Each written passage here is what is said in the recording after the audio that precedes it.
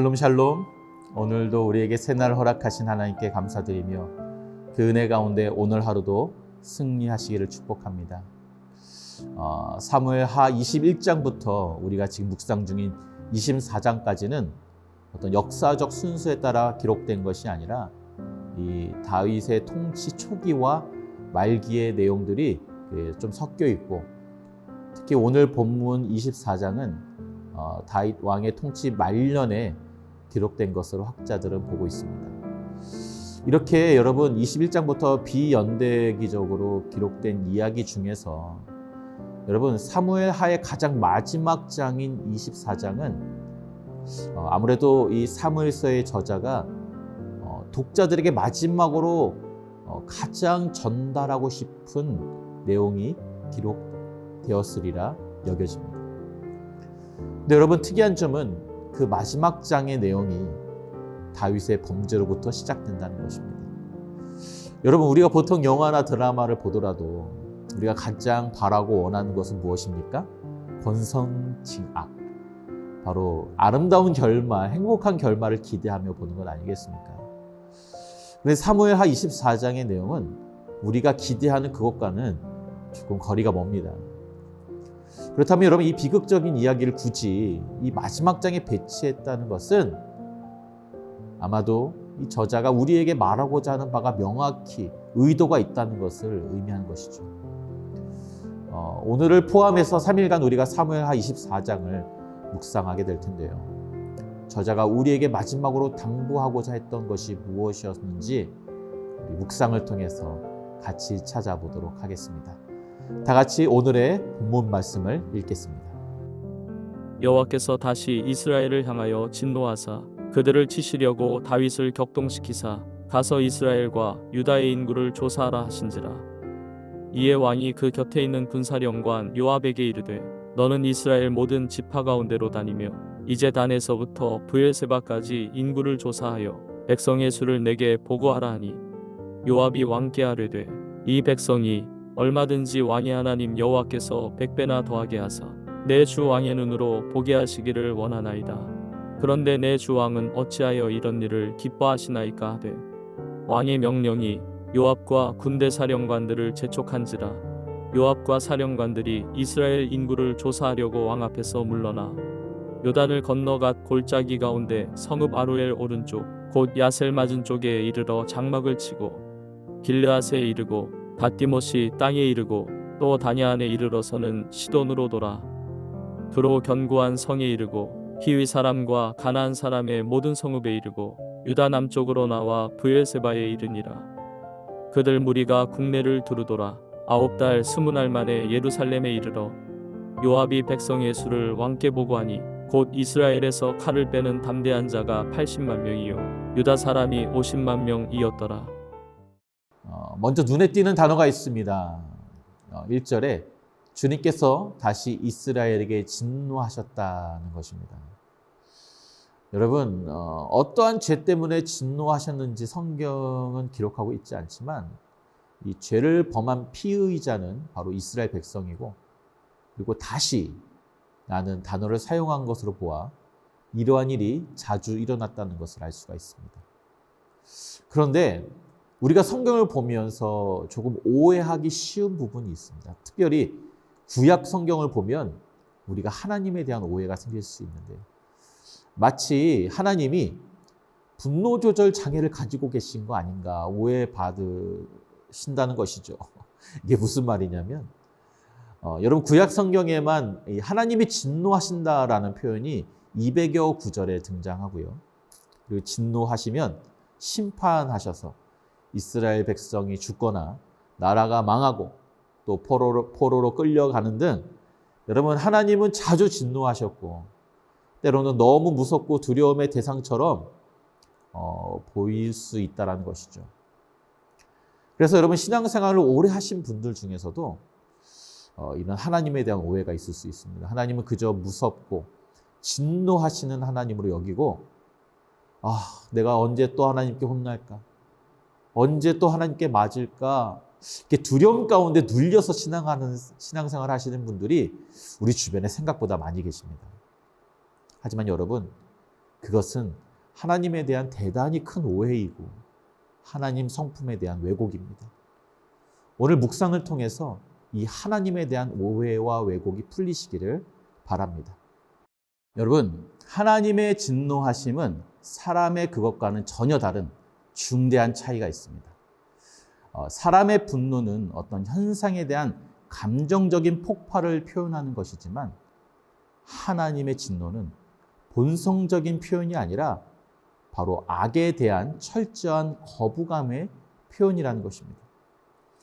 여러분, 사람의 분노는 사람을 향하는 것이지만 하나님의 분노는 그 범죄한 사람을 향하는 것이 아니라 자기 백성의 마음과 영혼에 침범한 바로 그 악에 대한 거룩한 반응인 것이죠.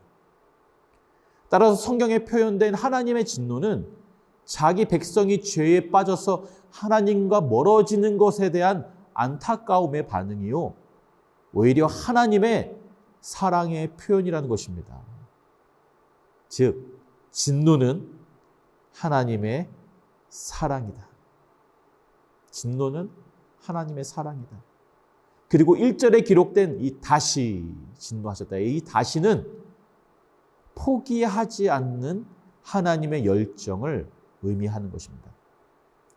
여러분, 반대로 자녀가 나쁜 짓을 하고 잘못된 길로 가는데 부모로서 진노하지 않고 그대로 둔다면 여러분, 그것이 사랑입니까? 그것이 과연 자녀를 위한 것일까요?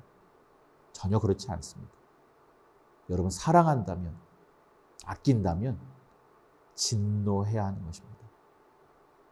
오히려 진노가 없는 것을 우리는 두려워해야 합니다. 로마서 1장 26절이 그것을 증명해 줍니다. 로마서 1장 26절 말씀. 사람들이 하나님을 인정하기를 싫어하므로 하나님께서는 사람들을 타락한 마음 자리에 내버려 두소 해서는 안 된 일을 하도록 놓아 두셨습니다. 여러분, 하나님의 진노가 무서운 것이 아니라 진짜로 무서운 것은 바로 하나님의 내버려 두심입니다. 여러분, 그런데 더 무서운 것이 뭔지 아세요? 바로 로마서 2장 5절 말씀입니다. 그대는 완고하여 회개할 마음이 없으나, 다시 하겠습니다. 그런데 더 무서운 것이 뭔지 아십니까? 바로 로마서 2장 5절 말씀입니다.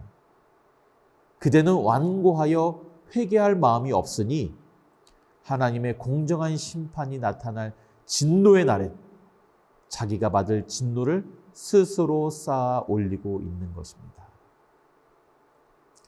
여러분, 우리가 회개하지 않고 이런 하나님의 내버려 두심이 지속된다면 그때는 편한 것 같지만 어떻게 되겠습니까? 우리는 죄를 인지하지 못하고 계속 범죄하게 될 것이고, 그러면 하나님의 진노가 쌓이고 쌓여서 결국에 심판의 날에 그 쌓일 대로 쌓인 진노의 무서운 심판이 한꺼번에 폭발적으로 나에게 내려진 것이죠. 따라서 여러분, 오늘 본문에 하나님께서 다시 진노하셨다. 바로 쌓이기 전에, 그 죄가 쌓이고 하나님의 진노하심이 더 쌓이기 전에 바로 다시 진노해 주심에 우리는 감사해야 하는 것입니다. 잠언 3장 12절 말씀입니다. 주님은 당신이 사랑하시는 사람을 꾸짖으시니 마치 귀여워하는 아들을 꾸짖는 아버지와 같으시다. 무슨 말씀입니까? 오늘 본문 1절과 연결하여서 이 잠언 3장 12절을 해석한다면 하나님은 당신의 사랑하는 자녀가 죄가 쌓이기 전에 꾸짖으시고 다시 말씀해 주셔서 우리로 죄를 깨닫고 회개케 하여 주님 앞으로 돌아오게 하시려는 바로 하나님의 놀라운 사랑이 담겨 있는 문장이라는 것입니다. 사랑하는 성도 여러분, 하나님은 사랑이십니다.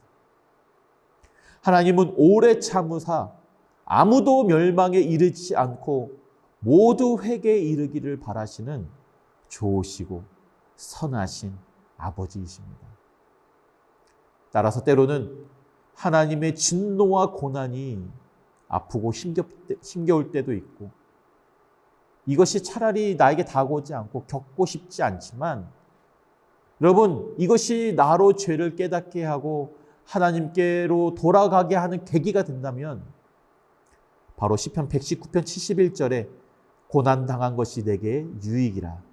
이로 말미암아 내가 주의 율례들을 배우게 되었다 고백할 수 있게 될 것입니다. 다시 진노하셨다는 이 말씀을 깊게 묵상하시면서 우리 내면에 자리 잡고 있는 죄를 깨달아 회개하며 우리를 귀엽게 여기시고 사랑의 품으로 안아주시는 하나님 아버지를 만나시는 오늘 하루 되시기를 주님의 이름으로 축복합니다. 다 같이 기도하겠습니다. 사랑의 아버지 하나님, 때로는 우리가 범죄하여 주님과 멀어질 때 그런 우리를 사랑하시고 귀엽게 여기셔서 그 길에서 돌이키고 그 죄악의 길에서 떠나게 하기 위해 때로는 고난과 사랑의 매를 드시는 그 아버지의 그 사랑하심을 우리가 오해하지 않고 받게 하여 주시옵소서. 다시 진노하셨다. 그 죄가 쌓이기 전에 나를 사랑하셔서 포기하지 않고 오늘도 아버지께로 돌아가기를 간절히 기다리고 계시는 그 주님 품 안에, 주여, 오늘 우리가 회개함으로 주님께로 돌아가 그 주님의 품 안에 안길 수 있는 오늘 하루가 될 수 있도록 도와주시옵소서. 주님에 대한 모든 오해와 잘못된 생각들이 걷어지고 사랑의 주님, 우리 모두가 회개하여 돌아오기를 간절히 바라시는, 오래 참으시는, 포기하지 않는 주님 바라보게 하여 주시옵소서. 감사드리며 예수님의 이름으로 기도하옵나이다. 아멘.